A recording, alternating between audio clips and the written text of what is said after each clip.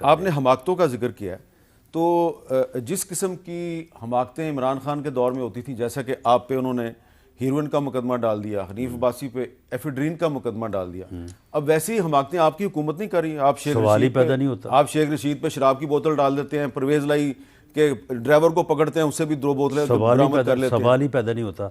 मैं ये बात दावे से कहने को तैयार हूँ कि चौधरी परवेज लाई के मुलाजिम जो है वो पंजाब हाउस में गए, उन्होंने उनके कमरे में कुछ वक्त गुजारा, वहाँ से वो निकले। हमें पहले ये इतला मिली कि वहाँ से उन्होंने कुछ डॉक्यूमेंट्स लिए हैं वहाँ से, लेकिन जब उनको पकड़ा गया तो उनसे कोई डॉक्यूमेंट्स तो बरामद ना हुए जो हमारा खदशा था। उनसे शराब बरामद हुई। जब उनसे पूछा गया कि भाई ये शराब वहाँ पे क्यों थी, आप कहाँ से लेके आए, जो उन्होंने बयान दिया वो जो है वो राना साहब वो शराब लेके लाहौर जा रहे थे? नहीं, वहाँ से वो लेके जा रहे थे। हो सकता है यहाँ पे इस्लामाबाद ही किसी जगह पे रखते, लेकिन क्योंकि पंजाब हाउस का कंट्रोल जो है वो उनसे छिन गया था। बाकी दूसरा, शेख रशीद साहब के ख़िलाफ़ जो मुकदमा कायम हुआ है, क्या वो बात उन्होंने नहीं की? वो बात उन्होंने की। नहीं, लेकिन शराब की बोतल कहाँ से बरामद होगी उनसे?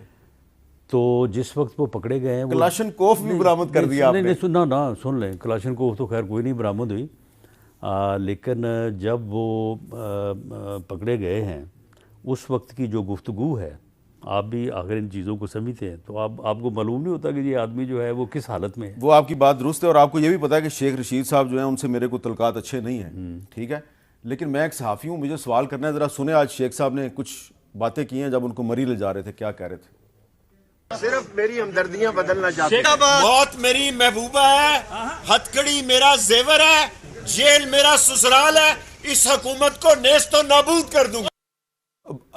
आप राना साहब उसका बगाड़ तो कुछ नहीं सके, अब तो आपने तो हीरो बना दिया शेख रशीद को। नहीं, हीरो खैर उसने क्या बनना है, ये इस किस्म की जो है वो गुफ्तगू तो वो पहले भी करता रहा है, और अब जो है वो उसने रोना शुरू किया। वह हौसला करे और हौसले के साथ जो है वो बर्दाश्त करे। उसके ख़िलाफ़ कोई हमने कोई जाली मुकदमा नहीं कायम किया। जो उसने कहा वही मुकदमा कायम है। अदालत में उसको 24 घंटों में पेश किया, और अदालत जो है उसकी ज़मानत ले ले, उसका रिमांड दे दे, उसको रिहा कर दे। लेकिन एक चीज़ तो समझाए ना राना साहब कि आप लोग गिरफ्तार होते थे, आपके लंबे लंबे रिमांड होते थे, 30 दिन का, 40 दिन का, लंबी लंबी कैद होती थी, 6-6 महीने जेल, साल, 1.5 साल, 2-2 साल। आप फवाद चौधरी को पकड़ते हैं, वो 2 दिन में बाहर आ जाता है। आप शेख रशीद को पकड़ते हैं, उसकी एक अदालत से ज़मानत हो जाती है, फिर दूसरी अदालत से ज़मानत हो जाती है, फिर आपको मरी ले जाना पड़ता है। तो इसका मतलब ये है कि जो मुकदमे नहीं, जो उसको मरी लेके जा रहे हैं, तो क्या उसने पुलिस के साथ जो है वो वीडियो मौजूद है?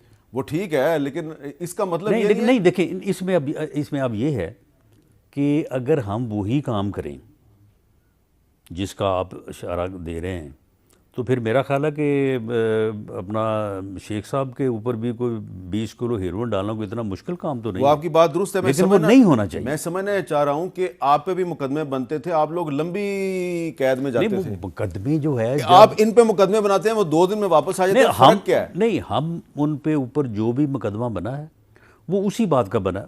आज़म सवाती साहब ने ट्वीट किया, ट्वीट का मुकदमा बना है, और वो उन्होंने आज तक इनकार नहीं किया कि ये ट्वीट मैंने नहीं किया। फवाद चौधरी साहब ने धमकियां दी, धमकियों के ऊपर सेक्रेटरी इलेक्शन कमीशन ने जो है वो दरख्वास्त दी, वही मुकदमा बना।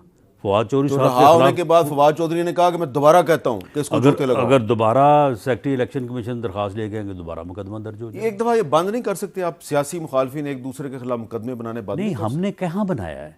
आप मुझे बताएं कि ये सेक्रेटरी इलेक्शन कमीशन हम है? अच्छा, सेक्रेटरी इलेक्शन कमीशन जो धमकियाँ जो दी हैं वो हमने कहा था कि आप धमकियाँ दें। और अगर सेक्रेटरी इलेक्शन कमीशन 21-22 ग्रेड का ऑफिसर है, वो आगे कहता है कि जी हमारे ख़ानदान को, हमारे बच्चों को धमकी दी है, मुकदमा दर्ज करें, तो क्या गवर्नमेंट कह सकती है कि जी मुकदमा नहीं दर्ज करना? इसका मतलब यह है कि आपके खिलाफ भी मुकदमे खिलाई मखलूक बना रही थी, इनके खिलाफ भी खिलाई मखलूक बना रही है? नहीं, इनके ख़िलाफ़ अगर उस तरह के मुकदमे बनते जिस तरह के मुकदमे हमारे ख़िलाफ़ बनने चाहिए, तो फिर उसी तरह के बनने चाहिए थे जो हमारे ख़िलाफ़ बनते रहे। अच्छा। अब तो देखें, मामला ये है कि मेरा जुर्म क्या था? मेरा जुर्म यही था ना कि मैंने जो गुफ्तगू की या मैंने जो बयान दिए या कोई मीडिया पे स्टेटमेंट दी, वो उस वक्त की इस्टेब्लिशमेंट को या उस वक्त की हुकूमत को नागवार गुजरी। मैं बड़ा खुश हूँगा कि कल को भी या गुजरे हुए कल को उसी बात के ऊपर मेरे खिलाफ मुकदमा दर्ज किया जाता, मुझे अदालत में पेश किया जाता, अदालत मेरी ज़मानत लेती, सज़ा देती, रिमांड देती, ठीक है। लेकिन मेरे ख़िलाफ़ जो है वो मुकदमा बनाया गया कैपिटल पनिशमेंट का, सिर्फ इसलिए कि मैंने बयान दिए थे।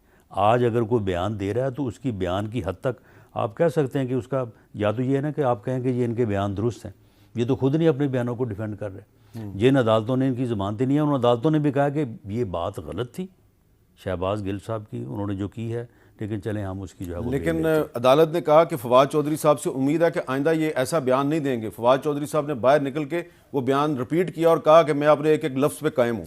तो अगर इलेक्शन कमीशन के सेक्रेटरी उस बयान को लेके दोबारा दरख्वास्त दें तो इनके खिलाफ मुकदमा दर्ज हो जाएगा।